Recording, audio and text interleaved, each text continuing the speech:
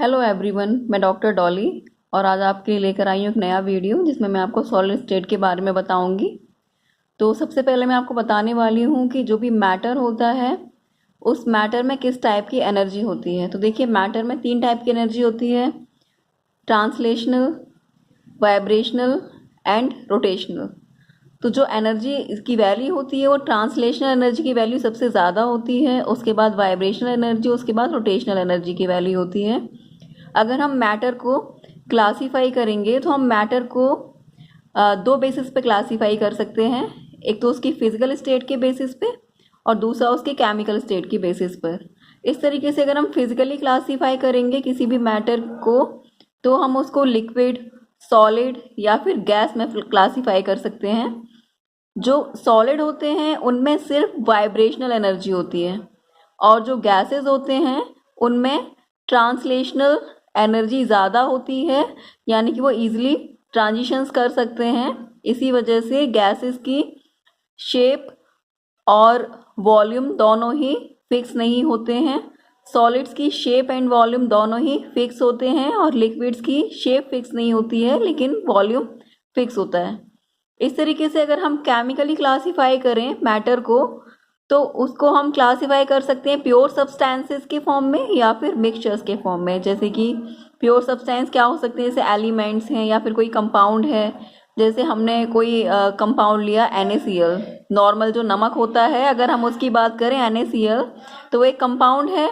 अगर हम pure NaCl सिर्फ NaCl लेते हैं तो उसको हम प्योर सब्सटेंस की कैटेगरी में रखेंगे। इसी तरीके से अगर हम प्योर सोडियम मेटल लेते हैं तो वो प्योर एलिमेंट की कैटेगरी हो जाएगी। लेकिन मिक्सचर में क्या हो सकता है, मिक्सचर 2 टाइप के हो सकते हैं, होमोजेनस एंड हेट्रोजेनस। अगर मिक्सचर की जो भी मिक्सचर के कंपोनेंट्स हैं वो एक ही स्टेट में हैं, यानी कि सब लिक्विड लिक्विड हैं या फिर सब सॉलिड सॉलिड हैं या फिर सब गैसेस गैसेस हैं, तो उसको हम होमोजेनस टाइप ऑफ मिक्सचर कहते हैं। अगर जो भी कंपोनेंट्स हैं मिक्सचर के वो अलग अलग हैं, जैसे हमने सॉलिड को लिक्विड के अंदर मिक्स कर दिया या फिर गैस को लिक्विड के अंदर मिक्स कर दिया, तो इस तरीके से जो भी कंपोनेंट्स हैं अगर उनकी स्टेट्स अलग अलग होंगी तो उनको उस टाइप के मिक्सचर को हम हेट्रोजेनस मिक्सचर कहते हैं। इस तरीके से अगर हम जो एंट्रोपी की बात करें, जो भी गैसेस, लिक्विड्स और सॉलिड्स होते हैं उसकी एंट्रोपी का ऑर्डर अगर हम देखें तो गैसेस की एंट्रोपी सबसे ज़्यादा होती है, लिक्विड्स की एंट्रोपी उससे कम होती है और सॉलिड्स की एंट्रोपी सबसे कम होती है। एंट्रोपी का मतलब होता है रैंडमनेस। तो गैसेस के जो भी मॉलिक्यूल्स होते हैं, गैसेस के मॉलिक्यूल्स में रैंडमनेस सबसे ज़्यादा होती है, इसीलिए उसकी एंट्रोपी सबसे ज़्यादा होती है। लिक्विड्स गैसेस से थोड़ा कम रैंडम होते हैं, इसीलिए उसकी एंट्रोपी गैसेस से कम होती है, और सॉलिड्स में रैंडमनेस बहुत कम होती है, इसीलिए एंट्रोपी सॉलिड्स की सबसे कम होती है। इसके बाद क्योंकि हम सॉलिड स्टेट के बारे में पढ़ने वाले हैं तो जो भी सॉलिड्स के कैरेक्टरिस्टिक्स हैं वो क्या होते हैं, तो जो मेन कैरेक्टरिस्टिक्स हैं सॉलिड्स के वो हैं, जो solids have definite shape, size and volume. तो जो सॉलिड्स हैं उनकी शेप, साइज और वॉल्यूम डेफिनेट होते हैं, उसमें चेंज ना के बराबर रहता है। Next, these are rigid and incompressible. ये रिजिड होते हैं और इनको हम कंप्रेस नहीं कर सकते हैं। जैसे गैसेस को कंप्रेस कर सकते हैं, लिक्विड्स को कंप्रेस कर सकते हैं, लेकिन सॉलिड्स को हम कंप्रेस नहीं कर सकते हैं। Next, inter particle distance is very small. यहाँ जो भी पार्टिकल्स के बीच की डिस्टेंस होती है वो बहुत स्मॉल होती है, इसका मतलब पार्टिकल बहुत पास पास होते हैं सॉलिड्स में। Interparticle forces are very strong. Interparticle forces बहुत स्ट्रॉन्ग होते हैं, इसी वजह से जो पार्टिकल्स हैं वो बहुत पास पास होते हैं, उनके बीच की डिस्टेंस नेग्लिजिबल होती है। Next, translation motions are absent. Solids में ट्रांसलेशनल मोशन बिल्कुल एब्सेंट होती है, while the vibration motions about their mean position is present. It means जो भी पार्टिकल्स होते हैं सॉलिड्स के अंदर वो अपनी मेन पोजीशन के अराउंड सिर्फ वाइब्रेट कर सकते हैं, उनमें ट्रांसलेशनल मोशन बिल्कुल भी नहीं होती है। तो नेक्स्ट बात आती है क्रिस्टल लैटिस किसे कहते हैं या फिर स्पेस लैटिस किसे कहते हैं। तो क्रिस्टल लैटिस एक्चुअल में क्या है, जो 3 डायमेंशनल अरेंजमेंट होता है लैटिस पॉइंट्स का, रेगुलर अरेंजमेंट इन 3 डायमेंशनल स्पेस, उसको हम क्रिस्टल लैटिस या फिर स्पेस लैटिस कहते हैं। अब आपको पता है कि क्रिस्टल्स हमेशा बहुत सारी छोटे छोटे लैटिस पॉइंट से मिलकर बना हुआ होता है, और जो लैटिस पॉइंट्स है अगर वो रेगुलरली अरेंज होते हैं तो इस तरीके से एक यूनिट सेल का फॉर्मेशन करते हैं। तो जो यूनिट सेल है वो यूनिट सेल क्या होती है? स्मॉलेस्ट यूनिट होती है किसी भी क्रिस्टल लैटिस की, जिसकी रिपीटिशन से 3 डायमेंशनल स्पेस में पूरा क्रिस्टल लैटिस बनता है। तो इस तरीके से जो यूनिट सेल इसको हम डिफाइन कर सकते हैं as a 3 dimensional group of lattice points that's generate the whole lattice by stacking और ट्रांसलेशंस।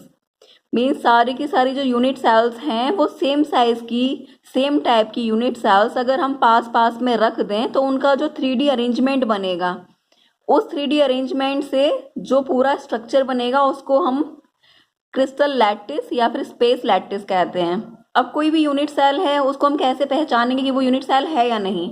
तो यहाँ पर यूनिट सेल के भी कुछ कैरेक्टरिस्टिक्स होते हैं, जैसे कि जो भी यूनिट सेल है उसमें प्रॉपर गैप होना चाहिए, मतलब सारी यूनिट सेल्स के बीच में इक्विवेलेंट स्पेस होना चाहिए। अगर हम यहाँ इसको देखें तो देखो यहाँ पर सारे यूनिट सेल्स के बीच में एग्जैक्ट सेम स्पेस नहीं है, तो हम इसको यूनिट सेल नहीं कह सकते इन सबको, क्योंकि यहाँ पर जो भी लैटिस पॉइंट्स हैं इन लैटिस पॉइंट्स का साइज भी डिफरेंट है, कोई बड़ा है कोई छोटा है, इनके बीच का जो स्पेस है वो भी एग्जैक्ट सेम नहीं है, तो इसको हम यूनिट सेल नहीं कह सकते। इसके साथ साथ जो भी यूनिट सेल्स अगर किसी लैटिस में हैं तो उनका शेप या फिर साइज एक जैसा होना चाहिए, मतलब आइडेंटिकल होनी चाहिए सारी यूनिट सेल्स। अगर उनका साइज डिफरेंट होगा तो हम उनको अरेंज करने से जो भी लैटिस बनेगा उसको हम क्रिस्टल लैटिस नहीं कह सकते हैं। तो इस तरीके से कुछ कैरेक्टरिस्टिक्स होते हैं यूनिट सेल्स के, जैसे कि unit cell is the smallest repeating unit, means choice arbitrary है। हम चॉइस यूनिट सेल किसी भी तरीके की ले सकते हैं, मतलब जो भी अलग अलग टाइप की सेल्स होती हैं, लेकिन किसी भी एक लैटिस में सिर्फ एक ही टाइप की यूनिट सेल होनी चाहिए जो भी आपने चूज की है उस लैटिस के लिए, वो एक ही सेम टाइप की ही यूनिट सेल होनी चाहिए, तभी क्रिस्टल लैटिस का फॉर्मेशन हो पाएगा। Next, in between the unit cell gap should be absent. It means unit cell should be continuous. जो भी यूनिट सेल्स हैं वो कंटिन्यूसली अरेंज्ड होनी चाहिए, तभी वो क्रिस्टल लैटिस का फॉर्मेशन कर पाएंगे और उनको हम यूनिट सेल कहेंगे। Unit cell should be identical, सारी यूनिट सेल एक जैसी होनी चाहिए। तो इस तरीके से अगर आइडेंटिकल कंटिन्यूस यूनिट सेल्स का अरेंजमेंट होता है तो वो क्रिस्टल लैटिस का फॉर्मेशन करती हैं। अब यूनिट सेल्स होती कितने टाइप की हैं? तो यूनिट सेल मेन 4 टाइप की होती हैं। सबसे फर्स्ट है सिंपल क्यूबिक यूनिट सेल, जिसको कि हम प्रिमिटिव टाइप यूनिट सेल भी कहते हैं। दूसरा है FCC, जिसे हम face centred cubic unit cell कहते हैं। थर्ड है BCC यानी कि body centred cubic unit cell, और फोर्थ है ECC यानी कि end centred cubic unit cell. तो इस तरीके से हम यूनिट सेल को 4 क्लासेस में क्लासीफाई कर सकते हैं। तो सबसे पहले हम बात करते हैं सिंपल क्यूबिक या फिर प्रिमिटिव टाइप यूनिट सेल की। तो जो प्रिमिटिव टाइप यूनिट सेल होती है इसमें जो लैटिस पॉइंट्स होते हैं वो सिर्फ कॉर्नर्स पे प्रेजेंट होते हैं। जैसे कि ये जो शेप दी हुई है ये सिंपल टाइप यूनिट सेल की है, जिसको कि हम प्रिमिटिव टाइप यूनिट सेल भी कहते हैं। यहाँ पर देखो 8 कॉर्नर्स हैं, 1 2 3 4 5 6 7 8, सिर्फ कॉर्नर्स पर ही लैटिस पॉइंट प्रेजेंट होंगे। अब जो हमें पता है कि कोई भी क्यूब जो होता है उस क्यूब में या फिर किसी यूनिट सेल में टोटल 8 कॉर्नर्स तो होते ही होते हैं। उसके साथ साथ जो फेसेस हैं वो 6 होते हैं, जैसे 1 2 3 4 एंड 5, इस तरीके से 6 फेसेस होते हैं और एजेस 12 होती हैं। ये सारी एजेस हैं, ऊपर 1 2 3 4 5 6 7 8 9 10 11 और 12, टोटल 12 एजेस होती हैं। इस तरीके से 8 कॉर्नर्स, 6 फेसेस और 12 एजेस होती हैं किसी भी क्यूब के अंदर या फिर यूनिट सेल के अंदर। तो इस तरीके से अगर हम देखेंगे तो ये एक सिंपल क्यूबिक यूनिट सेल है। सिंपल क्यूबिक यूनिट सेल में सिर्फ कॉर्नर्स पर ही लैटिस पॉइंट्स प्रेजेंट होते हैं। इस तरीके से अगर हम यहाँ फेस डायगोनल निकालें, फेस डायगोनल का मतलब होता है कि अगर हम किसी फेस से एक डायगोनल खींचते हैं एक कॉर्नर से दूसरे कॉर्नर तक, तो उसको हम बोलते हैं फेस डायगोनल। अगर हम यहाँ पर फेस डायगोनल की बात करेंगे तो हम ये देख सकते हैं कि यहाँ सिर्फ कॉर्नर्स पर ही लैटिस पॉइंट्स हैं, तो ये चारों लैटिस पॉइंट्स हैं जो कि एक फेस बना रहे हैं। इस तरीके से एक फेस बना हुआ है। अगर हम यहाँ देखेंगे तो ये एक लैटिस पॉइंट का सेंटर है, ये दूसरे लैटिस पॉइंट का सेंटर है, ये थर्ड लैटिस पॉइंट का सेंटर है। इस तरीके से अगर हम देखेंगे तो अगर हम एक लैटिस पॉइंट के सेंटर को दूसरे लैटिस पॉइंट के सेंटर से जोड़ते हैं तो एक एज का फॉर्मेशन होगा। ये एज है जिसको कि हम ए से रिप्रेजेंट करते हैं। तो सिंपल क्यूबिक यूनिट सेल के लिए जो एज की लेंथ होती है वो 2r के इक्वल होती है। इसी तरीके से इस एज को देखोगे तो ये भी 2r के इक्वल होगी। अगर हम इसका डायगोनल निकालें तो ये जो डायगोनल बनेगा ये होगा फेस डायगोनल। इस फेस डायगोनल की डिस्टेंस अगर हमें निकालनी है या फिर इसकी लेंथ निकालनी है तो हमें पाइथागोरस थ्योरम यूज करनी होती है। पाइथागोरस थ्योरम क्या होती है? अगर हम बेस और लेंथ दोनों के स्क्वायर का रूट ले लेते हैं तो हमें क्या मिल जाता है? एम्पलीट्यूड मिलेगा उसका, मतलब हमें डायगोनल की लेंथ मिल जाएगी। तो इस तरीके से यहाँ पर इसकी वैल्यू a है बेस की और लेंथ की वैल्यू भी a है। तो a square plus a square अगर हम इसका रूट लेंगे तो √2a स्क्वायर आएगा, जो कि फाइनली अगर हम a को रूट से बाहर निकालें क्योंकि वो स्क्वायर के फॉर्म में है तो फेस डायगोनल की वैल्यू हो जाएगी √2a।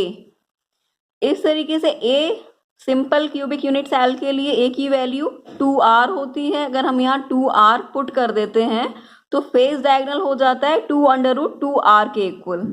इस तरीके से ये हम फेस डायगोनल फाइंड आउट कर लेते हैं √2a। अगर हमें बॉडी डायगोनल फाइंड आउट करना है सिंपल क्यूबिक यूनिट सेल के लिए तो हमें क्या करना होगा? बॉडी डायगोनल का मतलब है ये जो पिंक कलर की लाइन दिख रही है ये है बॉडी डायगोनल। बॉडी डायगोनल का मतलब है एक कॉर्नर को बॉडी से पास होते हुए दूसरे अपोजिट कॉर्नर से अगर हम मिलाते हैं तो पूरी बॉडी से जो डायगोनल पास होता है यूनिट सेल की उसको हम बोलते हैं बॉडी डायगोनल। तो इस बॉडी डायगोनल की अगर हमें लेंथ निकालनी है तो इसके लिए जो फॉर्मूला होगा वो हो जाएगा, इसके लिए हमें यूज करना होगा एक फेस डायगोनल और एक हमें यूज करनी होगी फेस डायगोनल, एक एज जिससे कि हम निकाल पाएंगे ये बॉडी डायगोनल। इस तरीके से अगर हम पाइथागोरस थ्योरम यूज करते हैं तो यहाँ हो जाएगी value a square plus √2a square. a square इस एज के लिए और फेस डायगोनल के लिए हो जाएगी √2a स्क्वायर। हमें ये निकालना है बॉडी डायगोनल, तो बॉडी डायगोनल की वैल्यू कितनी आ जाएगी कैलकुलेट करने से? √3a square. a को हम रूट से बाहर निकाल सकते हैं, स्क्वायर के फॉर्म में है, तो बॉडी डायगोनल की वैल्यू आ जाती है √3a। यहाँ सिंपल क्यूबिक यूनिट सेल के लिए a की वैल्यू 2r होती है। इस तरीके से अगर हम इसका बॉडी डायगोनल फाइंड आउट करेंगे r के टर्म्स में तो ये हो जाता है 2√3r।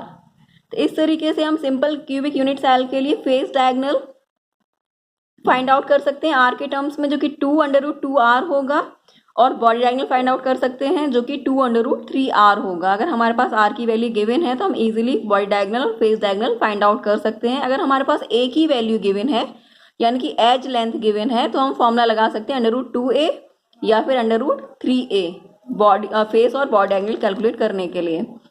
तो इस तरीके से जो भी सिंपल टाइप की यूनिट सेल्स होती हैं वहां पर जो एटम्स होते हैं वो अलोंग द एज एक दूसरे को टच करते हैं सिंपल क्यूबिक यूनिट सेल्स के अंदर। अगर हम नियरेस्ट नेबर्स की डिस्टेंस निकालेंगे सिंपल क्यूबिक यूनिट सेल के अंदर तो क्या आएगी? दोनों एटम्स मतलब जो भी लैटिस पॉइंट्स हैं उन दोनों के सेंटर्स के बीच की डिस्टेंस क्या हो जाएगी?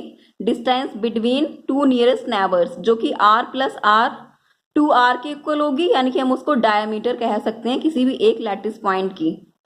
तो इस तरीके से अगर दोनों लैटिस पॉइंट बिल्कुल सेम साइज के हैं तब तो हम उसको d यानी कि 2r के इक्वल मान सकते हैं। लेकिन अगर दोनों लैटिस पॉइंट का साइज डिफरेंट है तो उस कंडीशन में अगर एक की रेडियस R1 है, दूसरे की रेडियस R2 है, तो इसके लिए जो distance between two nearest neighbours आएगी वो R1 प्लस R2 ही आएगी।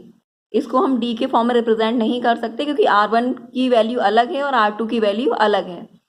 तो इस तरीके से अगर हम सिंपल क्यूबिक यूनिट सेल के लिए देखेंगे तो A की वैल्यू 2R के इक्वल होती है, जिसकी हम D भी कह सकते हैं। जो फेस डायगनल है वो √2A होता है R के टर्म्स में, √2 R के इक्वल होता है, और जो बॉडी डायगनल है वो √3A होता है और R के टर्म्स में 2√3R होता है।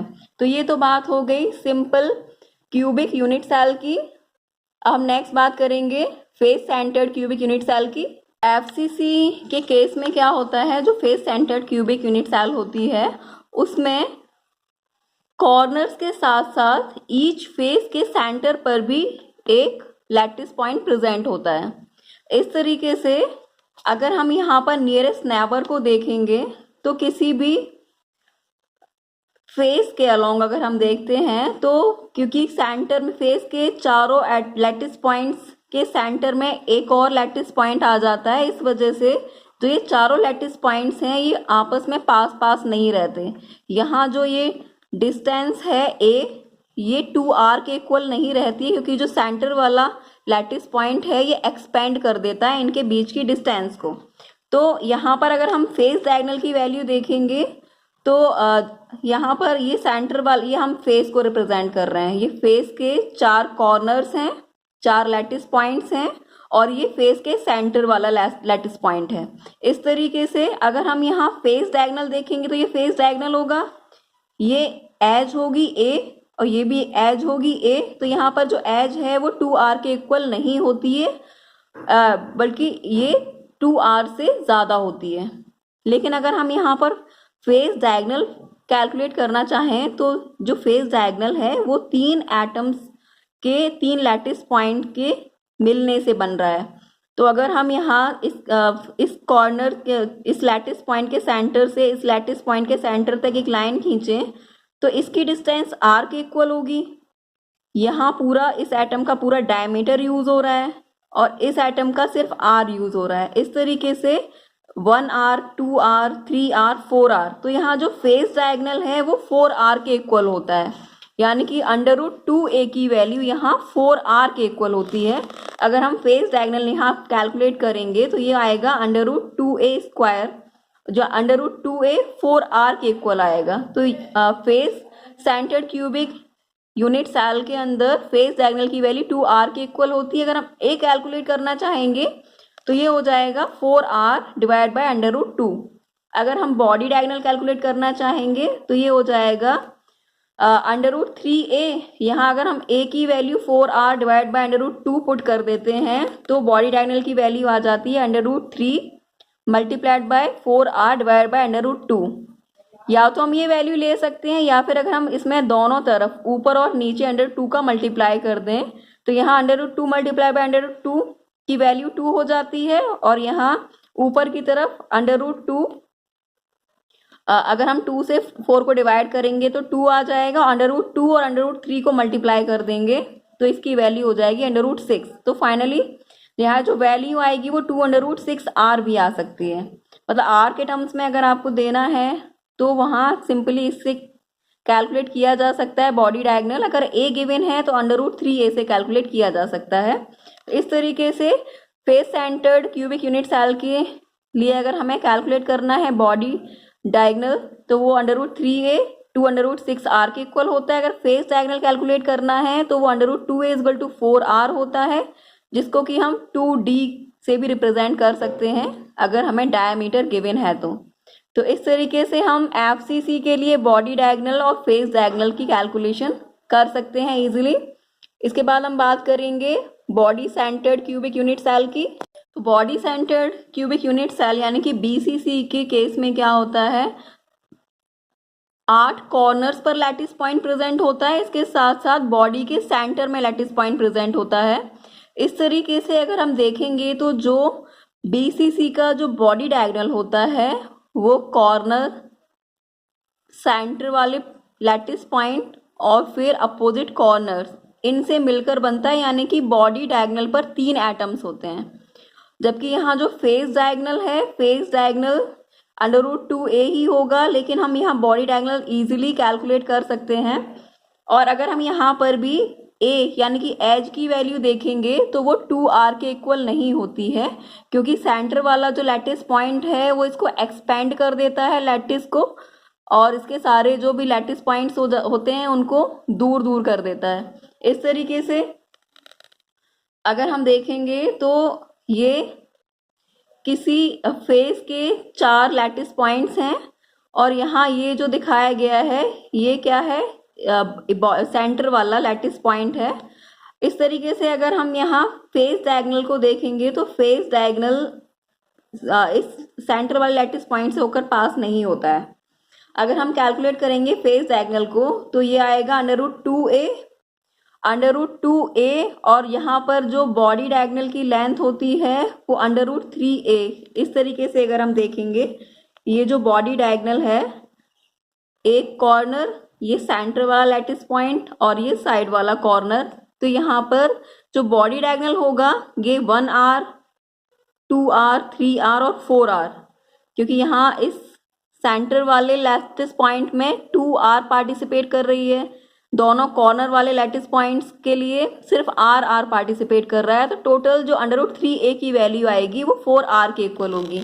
इसका मतलब BCC के लिए जो बॉडी डायगोनल होता है √3a उसकी वैल्यू 4r के इक्वल होती है। अगर हम यहाँ से a की वैल्यू फाइंड आउट करेंगे तो a इक्वल टू आएगा 4r डिवाइड बाय √3। अगर हमें फेस डायगोनल निकालना है तो हम a की value 4r divide by √3 √2a के फॉर्मूले में अगर रख देते हैं तो फेस डायगोनल की वैल्यू आ जाती है 2 multiplied by 4r divide by √3। इस तरीके से हम बॉडी डायगोनल और फेस डायगोनल दोनों कैलकुलेट कर सकते हैं BCC के लिए। तो इस तरीके से ये हो गया BCC के बारे में। अब हम देखते हैं ECC का केस। ECC यानी कि end centred cubic unit cell के लिए क्या होता है, जो भी 8 कॉर्नर्स हैं वहाँ लैटिस पॉइंट प्रेजेंट होता है। इसके साथ साथ कोई भी 2 ऑल्टरनेट फेसेस पे लैटिस पॉइंट प्रेजेंट होता है। अगर हम यहाँ देखेंगे तो ये एक फेस है, इसके बाद एक ये फेस है और फिर ये फेस है, तो इस पर प्रेजेंट है एक लैटिस पॉइंट, इस पर प्रेजेंट नहीं है, उसके बाद इस पर प्रेजेंट है, फिर इस पर प्रेजेंट नहीं है। इसी तरीके से अगर हम देखेंगे तो इस फेस पर लैटिस पॉइंट प्रेजेंट है, यहाँ सामने वाले फेस पर नहीं प्रेजेंट है, यहाँ नीचे वाले फेस पर प्रेजेंट है, और फिर इधर सामने वाले फेस पर नहीं प्रेजेंट है। तो हम किसी भी तरफ से देखेंगे तो ऑल्टरनेट फेसेस पर लैटिस पॉइंट प्रेजेंट होता है। इस तरीके से एन सेंटर क्यूबिक लैटिस के अंदर टोटल जो लैटिस पॉइंट्स होते हैं वो कॉर्नर्स के 8 और 2 फेसेस के सेंटर वाले, यानी कि टोटल लैटिस पॉइंट यहाँ 10 होते हैं। तो इस तरीके से हमने 4 टाइप के यूनिट सेल्स के बारे में पढ़ा, सिंपल क्यूबिक यूनिट सेल, उसके बाद face centred cubic unit cell, उसके बाद body centred cubic unit cell, और लास्ट में हमने पढ़ा है end centred cubic unit cell.